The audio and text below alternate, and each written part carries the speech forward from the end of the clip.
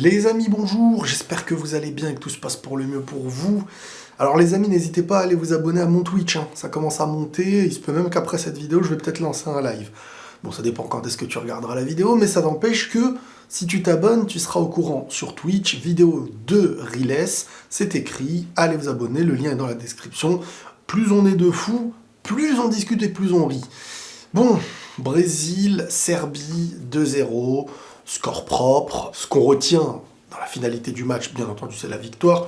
Bien entendu, c'est le magnifique doublé de Richarlison avec le but pour l'instant de la Coupe du Monde, le plus beau, avec Vinicius décisif sur les deux actions, c'est-à-dire un tir une fois que le goal repousse, ensuite Richarlison marque, et sur la deuxième, Vinicius qui offre sa passe décisive.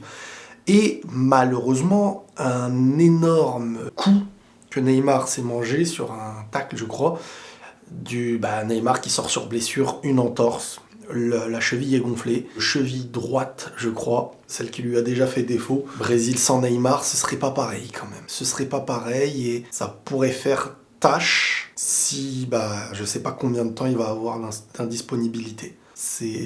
Après 2014... Neymar qui pourrait se voir peut-être même plus jouer cette Coupe du Monde. Parce que bon, une entorse, minimum 2 semaines déjà, ça c'est sûr. À voir. Bref, on va revenir un petit peu sur le sportif. Je suis très satisfait de Vinicius pour son entrée en Coupe du Monde. Vraiment, j'ai beaucoup aimé sa justesse. On a eu le Vinicius des grands soirs, c'est-à-dire le Vinicius décisif, mais assez juste. C'est pas le Vinicius qui fonce tête baissée et tout. Non, c'est celui qui s'est remisé, qui a cherché les passes, qui a fait des bonnes passes, qui se retrouve décisif sur les 2 buts de Richarlison. Et on a Richarlison, homme du match. Vraiment, moi, Richarlison, c'est un joueur... Comment dire, je ne l'ai jamais mis dans la cour des grands réellement. Je pense que c'est normal, tout le monde ne le met pas dans la cour des grands. Mais le mec est attaquant au Brésil et il enchaîne les buts. Il a vraiment ce profil de l'attaquant un peu morphal, qui n'est pas des plus fins techniquement, mais qui est un sacré finisseur. Son ciseau là, quand il se lève la balle et qu'il se la... Ça, c'est du but d'un mec qui explose les cages, quoi. Un mec qui a vraiment... Voilà, il est là pour planter, et autour de lui, tu lui mets des génies, des porteurs de balles, des cracks, que en veux-tu, en voilà. Défensivement, le Brésil, c'est très solide aussi, On va parler de Casemiro, qui est aussi soutenu par Paqueta, mais Casemiro, Marquinhos, Thiago Silva, quelle intelligence dans ses placements, quel joueur, quel défenseur historique. C'est un monstre. Dites-vous, Militao est sur le banc.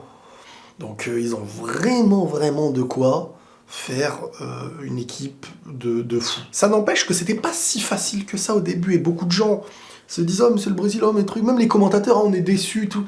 Ouais, mais moi je trouve qu'on sous-estime un petit peu les confrontations qui existent. Alors déjà la Serbie, c'est pas des nazes, mais on sous-estime qu'en face il y a une confrontation en Coupe du Monde, je redis ce que j'ai dit dans ma vidéo d'avant, d'une équipe de gens sélectionnés qui se disent qu'ils ont une chance hors norme de jouer cette Coupe du Monde, et que peut-être c'est la dernière, ou peut-être que c'est la première, et leurs derniers instants à jouer une Coupe du Monde. C'est tous les 4 ans, et ils se donneront pour représenter leur pays. Pensez que...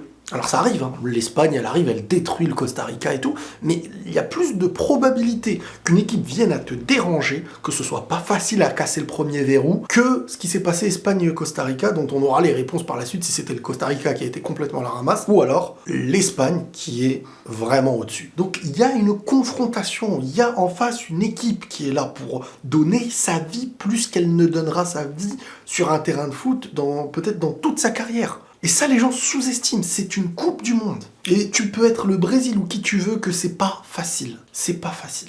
Et bien sûr, ton équipe est supérieure, tes 11 joueurs sont supérieurs, ta tactique, tu vas être dans un esprit de supériorité. Mais il y a eu du doute, à un moment donné. Alors certes, il n'y a pas eu énormément d'occasions de la Serbie, ça n'empêche que ce n'est pas à sous-estimer. Parce qu'ils ont déjà des bons joueurs, les mecs. Vlahovic, Kostic, je sais pas s'il était là, mais la 2e place se jouera entre la Suisse et la Serbie. Bref, le Brésil à la hauteur, efficace quand il fallait, et puis après tu fais rentrer, dites-vous, regardez bien qui rentre. T'as des joueurs comme Anthony, t'as des joueurs comme Rodrigo, Gabriel Jesus. Par contre, ouais, sur le banc, c'est pas des rigolos, les mecs. C'est pas des rigolos de ouf. Pas des rigolos du tout, même. Bref, les amis, Pas un million de choses à dire, la blessure de Neymar, combien de temps d'indisponibilité, est-ce qu'il pourra rejouer cette Coupe du Monde ou pas, et Vinicius, très très satisfait de Vinicius. Ça fait plaisir les amis. Prenez tous soin de vous et la paix sur vous.